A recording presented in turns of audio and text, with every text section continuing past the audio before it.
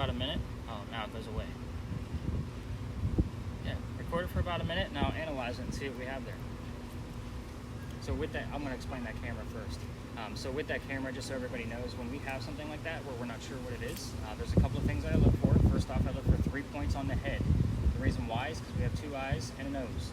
So if it's something from like nature, like a tree or a fence or a car or anything like that, it's going to have singular points. So right now, he did have 3 points for a head. There's 3 points on the head. Right? Like, should it be moving? There's 3 points.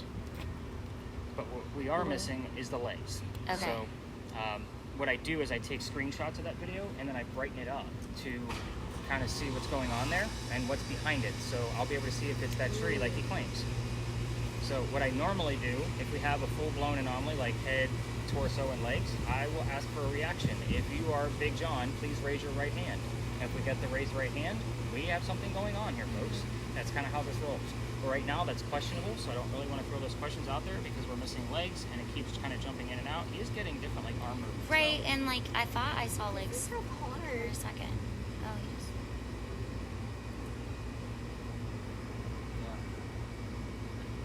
Yeah, definitely keep that thing on there. This is hard. I can't understand. It's the hardest job here, and that's the way that you're gonna get better at it. Trust me. Like you gave it 30 seconds and said it's hard. Don't give up. It's gonna get easier. So, the big red barn. So the history here is very simple. It's a one-liner. This is the same red barn that held horses that delivered milk and eggs to the residents of Charleston, 1860s to 1920s. So, keywords here would be delivery, milk, eggs, anything relative to a stable. You guys are getting my point. So, communication devices. What's the first, excuse me, first question people would ask a Ouija board when they sit down in front of one? Think of your TV shows and movies if you've never used one before. What was the first question? People sit down and to go use a Ouija board. What's the first question you're going to ask? Is there anything here? Is everybody here? Right, exactly. So, let's say we all sat around and we asked that if something else was going on. Let me give you another example to kind of prove that. Let's say Tara's word list has the word art on it. That doesn't mean anything over here by itself. Jane hears the number 40 come out of her spirit box. If you put the two of them together, there was a football player on Big John's team named Art Fairclough. His number was 40. So you guys are seeing where I would put the clues together to verify like we actually have something going on. So because she's maybe struggling with this, I may give you a spirit box as well, just to kind of see how this goes. I can't like listen to So every time she's like putting in her ear, she's like scrunching her face and like, wow, she's really having a hard time with that. Yeah. So Looks like it's moving. I know. That's why I said keep it on there. Yeah, keep it on that guy, and we're gonna walk towards that way. It looks like it's moving closer.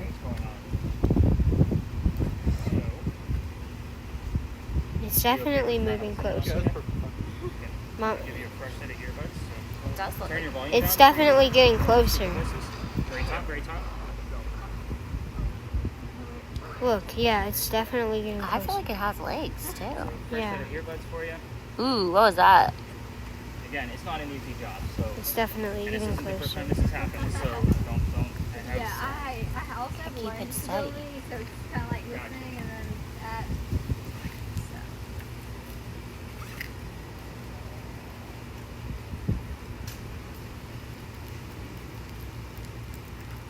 Wow. It's kind of crazy. Yeah. So, well, I meant like as a suitcase. There you go. But hold the top handle. Now we're gonna have a sideways video. The other hand. There you go. You got this, man. You can hold it however you want. I'm just trying to make it easy for you. But anyway, so this place used to be the Charles and Eliza Pinckney Mansion. So their mansion actually sat in the front of this space where all those cars are parked, facing East Bay Street. Eliza's garden was lined up with Five Church Restaurant, came all the way across. We are standing in the servant and slave quarters for the home. So, with that said, that's the layout of the land. Who the heck were these people? They had a son named Charles. They had a nephew named Charles. That's 3 different Charleses. That's why we look for those secondary clues. So kind of keep that in mind. So it happens all the time. If Brian hears the name Charles, I need to know which one it is. So hopefully you get a secondary clue to identify that specific Charles, because there's different identifiers for each one. However, the son and the nephew were signers of the Constitution of South Carolina. It's great for South Carolina, but I hate politics more than King. We're going to move on. Now, we're going to talk about Eliza. She has a much better story. Eliza marries Charles at a young age according to today's standards. If we're going to ask her how old she was when she got married, don't expect numbers like 12 and 14 from the colonial days that she came from when ladies got married. Yes, girls got married when they were a year older than you. Can you imagine that? Girls you go to school with are getting married? It's kind of weird, right? Yeah, very weird. But anyway, so, sorry, I remember numbers. That's my thing, right? So I'm a writer, but I remember numbers. But expect something of today's standards because her husband was over double her age when they got married. It was a creepy age gap back then and now. So kind of keep that in mind for the two communication devices that may ask that question. Speaking of which, this is where I start withholding information. I'm not going to tell you everything I know and give you questions like what color is George Washington's white horse, like what we did with the big red barn. So you're going to get the answers from the communication devices. So hopefully we start to fill in those gaps. Back to Eliza. She marries her husband because her dad is over in England. He thinks he's dying. He's trying to bring all of his kids home one last time. Eliza didn't believe he was dying. Instead, she stayed put and got married. It's 1744. You don't get married in that year to get a green card. We're not a country yet. So she did marry him out of love. This is a true love story. So she got married, and she was right. Dad did not die right away. Instead, he starts sending her gifts from England. One of those gifts happens to be the plant seeds of indigo. That's a plant that makes blue dye that makes our blue jeans blue. Some of you are wearing it tonight because that's what we use it for now. However, when Eliza got her seeds, she didn't know what to do with it. She had to learn from her servants how to keep it cultivated. It's obviously not warm here all the time. So when she learned how to keep it going, she learned how to make the dye right here, then moved it to a cash crop, got a hold of her dad and said, the rice plantations are going downhill, we're going to make more money with the indigo. And we now have an international businesswoman during colonial times. So that's the gist of her boring business story. Let's get into the weird stuff, because that's why you guys are here. So we have caught some figures here, just so you know. Normally back in that corner, there's a lot of trees. So if you see something over there, just be mindful of the trees. It's more than likely a tree. I'm going to give you two focus areas to kind of work with as far as questions you can ask. You either focus on it or ask them out loud, whatever you're comfortable with. So we're going to start off with, obviously, with yours. You can go after those marriage questions that I gave you. So you can ask about Eliza's age of marriage, her husband's age, or how long they were married. That thing will give you numbers too. Okay. So secondly, the mansion's not here anymore. So you can ask what happened to it, and then if you get the what, you might get the when, like the full date. At very best, or very worst, we might get 2 or 3 numbers out of that date. So again, it's a very specific date that that tragedy actually occurred. So I'm giving you a clue that it wasn't being a tragedy. Brian, with yours, Eliza's death. Ask anything you want to. The 4 major questions that we get common answers to: how old she was, how she died, where she's buried, which president was a pallbearer at her funeral. So those are the 4 majors. Anything else, just try to be respectful. As we're kind of going through, this particular space, this is a place of respect. We're going to stay away from the vehicles altogether. So try not to go in between cars. People are getting really weird now. Man, this is a weird night. Welcome to Saturdays in Charleston, by the way. It gets really weird down here. So as far as footage goes, on your guys' end, just keep it nice and slow because I do watch your videos in double time. So the slower you move, the easier it is for me to be able to find an anomaly. So you holding it the way you did over there is perfect. So I'm going to be able to see it wiggle, but it's not going to look like it's wiggling as much because it's going to be a little bit more still, and then I'll be able to identify if there's something in the background. I do watch them in double time so I can just cover more footage of your videos because I'm watching 2 minutes of the video in 1 minute real time, so if that makes sense. So I do cover a lot more footage that way, and believe it or not, it's actually easier to find something. So go ahead, you already hit that record button yet? Yeah. So London's going to be using that AI app like I was telling you about. It's a super interesting app to see how it actually works. So if it gives me an image right away, I'll kind of show you what it looks like, and it's not. But I will show you what the images are before we leave each space. So what's going to happen is you guys are going to kind of explore the space a little bit. Obviously watch EMF. If you want us to watch the EMF, that's okay too. If that's kind of too much between listening. I can do both. Okay. But Yeah, 6.3. take it.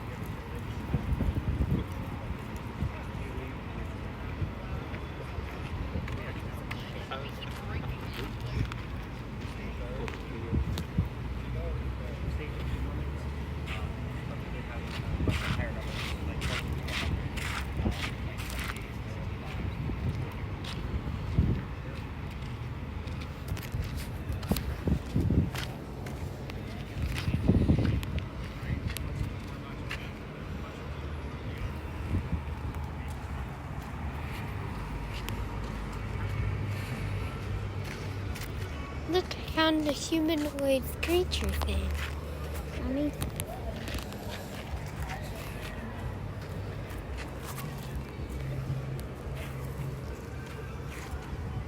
My ankle's hurting. Mm-hmm. My ankle. What? My ankle.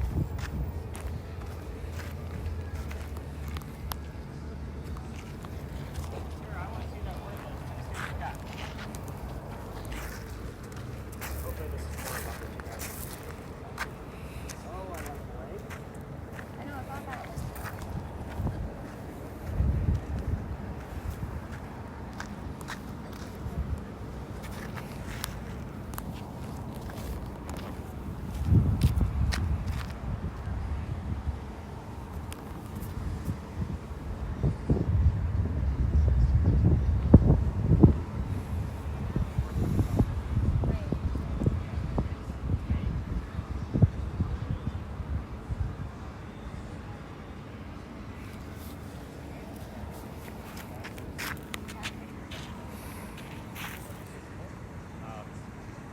Again, video is not always the most. When I handle the camera to this, I have a black behind result. That's what's possible. Right. But with this, he's literally going over everything. And I try to, with some places, because the history is a little long, I may breeze through it. Yep. My world. No such thing as coincidence. So, I don't know what you guys went through. The other voice memos you know on, but most of them are history courses. How much? Definitely have something. Is that anything there? It looks like something. So I also want to point out that it will pick up our shadows. Okay, so how much? Ooh. You are picking up some of the things off of the building back there, which is okay. This is what we debunk for, right? But you see our shadows over here on the ground? Point your camera that way. It should pick up our shadows because there's no light in our shadow. So if you see somebody laying on the ground, it's more than likely your own shadow. Okay? Okay. You got this, man. Can you look at the words I got? Beneath. Beneath, tremor, England, leg. Fall. He said I definitely got some stuff. He's gonna tell us. Keep it up to the His side. stomach and ankle. Hurting. I'm trying to ask her, Eliza, when did you get married? What year? Be respectful. Excuse me, I am. That's so respectful. Hold it up around there. Like, why don't you walk over that way? Or you know what? Over where he felt this big one over here. Oh wait, what is that? Forever. Kiki. What is that? Ooh, that's a. Oh wait, no, those. What? Hold it back up. It's just the car. No, it's not. The car's over here. There's a car right there. Wait.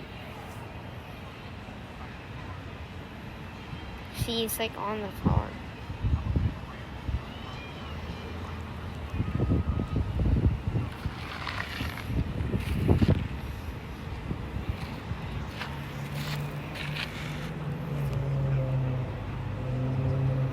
Yeah.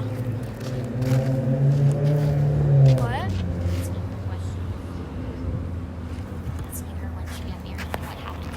Is there anything else on yours? Because you're giving us the most communication at this point.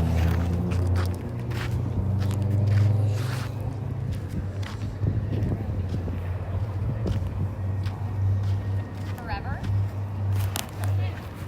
Pretty big stuff. I like the confirmation of, something like England. To me, that's Yeah. confirming. England's a good one. Yep. You're going to see why the lake thing. He's probably just missing things.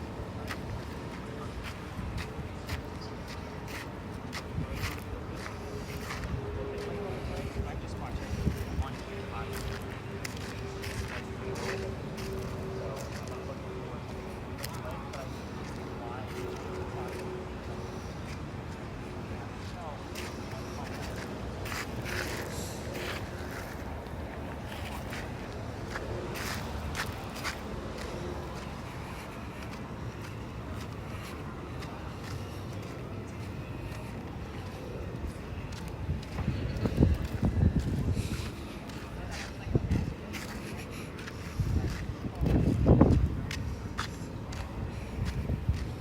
Does anyone want to talk to me or see?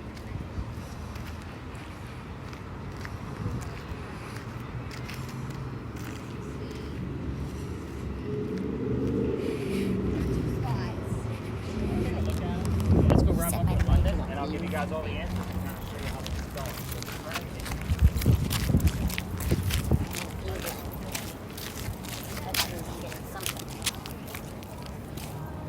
What's going on? Hear anything else, Ryan? Something that kind of sounds like goddess. Okay. Fair. Sarah, what other words do we have? Crop, Anything else? act normal, asset, myth. Okay. Yeah, there's a lot of nothing going on so far. The Washington could be an aftermath piece.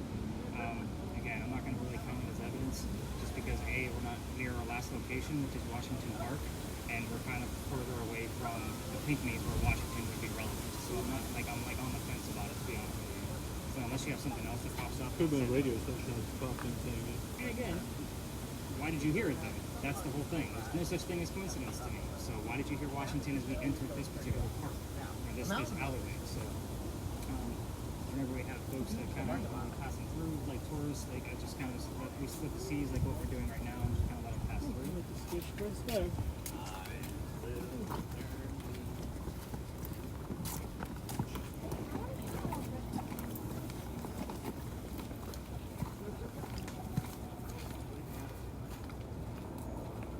Hey, howdy. So this is Philadelphia Alley. So this is used to be called Duelers Alley. So this is where some of the duels used to occur for the city of Charleston. So I say some of the duels because dueling was illegal. They had to find hiding spots. This just happened to be one. So kind of cute. I love when you get that like the little frustration eyebrow, and you know you heard something and you're not sure what it was. Said you're something like you're the word started with P by trailed off. Okay. Interesting piece. So we'll let these folks pass through again. But every ghost story You comes just said my down. name. Huh? I just heard my name. The last name. What's the last name? Blockland. Hi, folks. Because when I said before that, and then I heard a voice kind of come on saying I said, and then he said my last name. It's very weird because that's not exactly a common last No. name. So it's easy to say, but at the same Are you time, holding up your thing? Video wait? Yeah, it's videoing. getting a lot of folks just passing through. So About his guts. interesting. They just heard his guts. So we are in Duelers Alley. So obviously many duels occur down here. So here's how the story goes, because every ghost tour actually tells it. This is a space I'm actually going to be retiring this year. So how you doing, guys? Every year I change this up. Like I take out one space and add a new one. So this is the one that's going to be taken out because every tour comes through here. So if you take a ghost tour in Charleston, they all come through here. But anyway, here's how the story goes, because Keaton's getting a little like, all right, let's get back to ghost hunting. So, and by the way, for those of you filming, just kind of keep your cameras either pointed down one way or the other. But again, nobody really knows what you're doing, so just be discreet about it. Nobody can even see that thing in your hand because it's black. Kiki, turn it down the alley. You got that? You got the record button on? Perfect. All right. So, doctor moves down here from Rhode Island. His name is Dr. Joseph Brown Ladd. So if you hear the song Brown Eyed Girl while we're here, it's not coincidence. It's part of the doctor's name. So we get it here all the time. He moves down here because he's supposed to get married to his fiancée, Amanda. Amanda just inherited a bunch of money from her dead parents. And she has an attorney helping her out with all of this cash flow that she just got. The attorney thinks that Dr. Ladd is just after Amanda's money. So he tells Amanda to get rid of the doctor. So the doctor comes down here to Charleston to prove that he's not after Amanda's money. So on his way into town, a coachman brought him in, but he set him up to be robbed and killed. So it wasn't a good start to his stay here in Charleston. Somebody was walking by and seeing exactly what was about to happen. That guy's name was Ralph Isaacs. They stop on Ralph because Ralph has the same initials as where the doctor came from. Ralph Isaacs, Rhode Island. Through the alley. We get the letters RI here all the time. I'm going to write that one down, through the alley. But RI shows up from time to time, so I bought a new device. It basically acts off of EMF, but gives us letters only. So we actually look for those initials of RI, and we've gotten it probably about half a dozen times.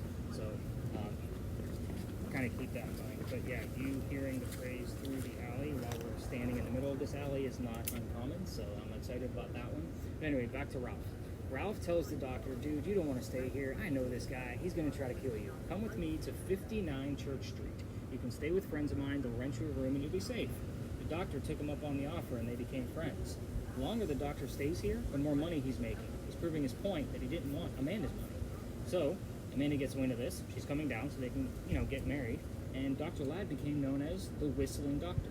What I'm going to tell you is that every haunted city you're ever going to visit has a cliched whistling ghost. We all have one. Ours just happens to be a doctor. Anyway, back to Dr. Ladd. Dr. Ladd and Ralph go see plays together, but they can't sit next to each other. So it's kind of like going to the movies and you can't sit next to your friend because your friend makes more money than you. He gets better seats. That's how that used to work back then. So they go see this play, but they walk home together and they're arguing over the new actress. Dr. Ladd thought she was great. Ralph didn't. The argument turns into Ralph insulting the doctor's fiance back home in Rhode Island, and it gets really ugly between the two of them, and they go their separate ways. Told you Ralph has friends around town. He goes to the newspaper and puts an ad in the paper telling the whole city of Charleston what he thinks of the doctor. So Dr. Ladd saw the ad. It was kind of like, you're a disgrace to society kind of stuff. But he saw it and rebutted with, let's go to Dueler's Alley. We're going to go down here and have a duel, and somebody's going to die. I want you to keep in mind that this argument started over an actress. So they came down. They took them 10 paces away from each other. They turned, but the doctor pointed his gun in the air and shot. He didn't want to kill his friend. He just wanted to have the courage to show up. Ralph had his one bullet. Anybody want to guess where he put it? In the gut. It wasn't in the gut. The kneecap. London, good try. So he shot him in the kneecap, so the doctor didn't die. He fell to the ground. His friends picked him up. They took him home to 59 Church Street. He died 10 days later after refusing medical treatment on November 2nd of 1786. Now, why do I bring up the fact that he, refused medical treatment? You have to remember this guy's a doctor, and gunshot wounds back then were a lot different than what we think of as a gunshot wound now. So that means he probably thought he only had lead poisoning and tried to bleed it out himself, but he failed because he died. So he was only 22 years old. Now, with that being said, we're in the month of October, so I'm actually expecting the activity for this alley to pick up as the weeks progress towards the end of October, because he died 10 days before November 2nd, which puts it, October 23rd. So as we get closer to that, I'm expecting things to ramp up a little bit.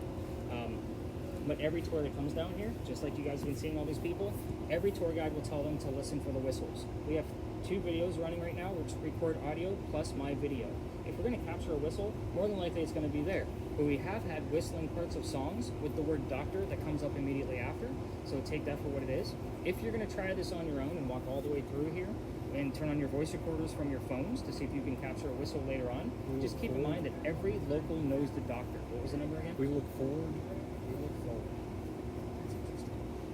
All the locals, anybody walking up and down Cumberland, the street we came in on, or Queen Street, we all throw a whistle down the alley. I do it every single night because we pass up my garage and my office is in the opposite direction. So every night when I'm done with your data, They have dual. does it say dual? Dual? Holy cow! He's getting really good stuff on there. And through this alley, and then dual. What do you have? Just one.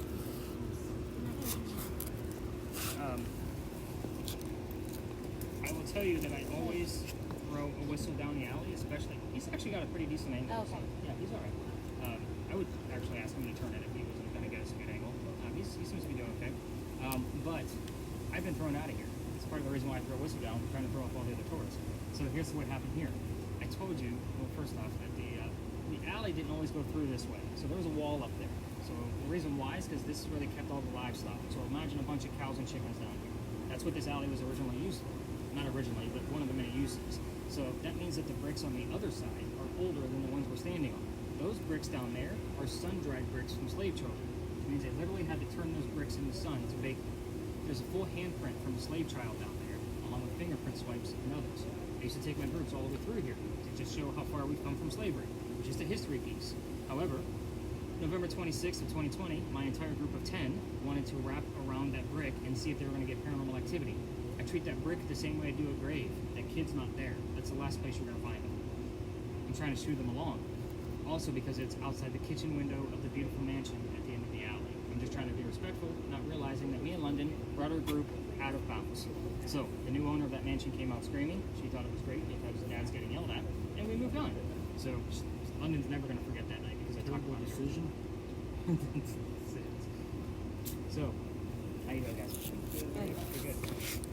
So, the next day was Thanksgiving. I don't tour on Thanksgiving because I worked for Walmart for a long period of time, and I had to fight you guys from fighting over towels, so I just gave up on that, and I don't do Thanksgiving anymore. So the next day was November 28th. The dates are relevant. I'm going to get to it. So, we were disturbing him. So November 28th, I called my partner that I had at the time. I told him what happened. He laughed at me just like London did, and he told me I'm only allowed to go down halfway. I got to reroute my group. So what I told my group that night was, I don't believe in the next story because I've never had anything happen over there with any of my gear.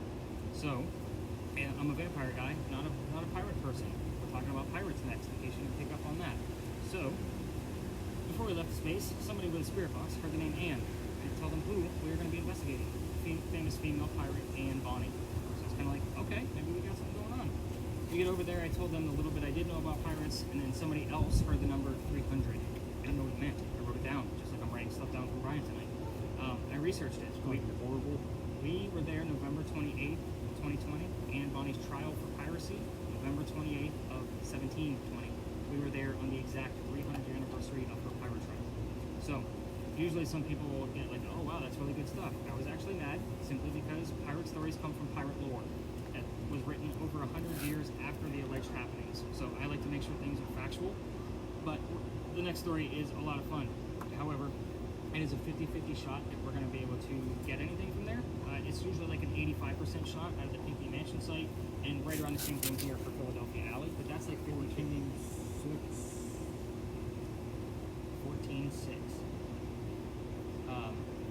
And that was the reading you had? Or, No, that was. oh, that's what you heard. So, with the next location, we will be able to spread out like what we did at the Pinky Mansion site. Hopefully we get some anomalies from your camera over there because we've caught some there before. And then we're going to learn about pirates and then spread out like what we did. And hopefully, what do you got?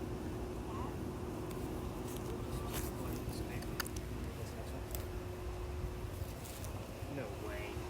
Scalpel? No. 2 swords. That was one. Duel. There were also duels with swords. This is one of the images that just showed up.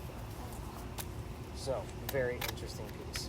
I don't know that they had dueling swords in this specific alley, but that's the first thing I thought of. I know she's looking at like a scalpel for the doctor and that kind of thing. There's a lot going on here. But my first thought is we have 2 swords that look like dueling swords.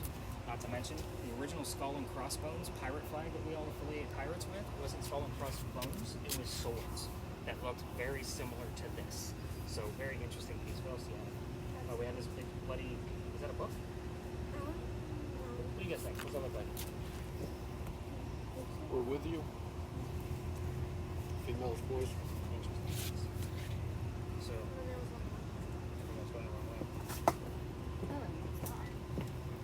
That is almost like a plague mask. Can I see that? Yeah.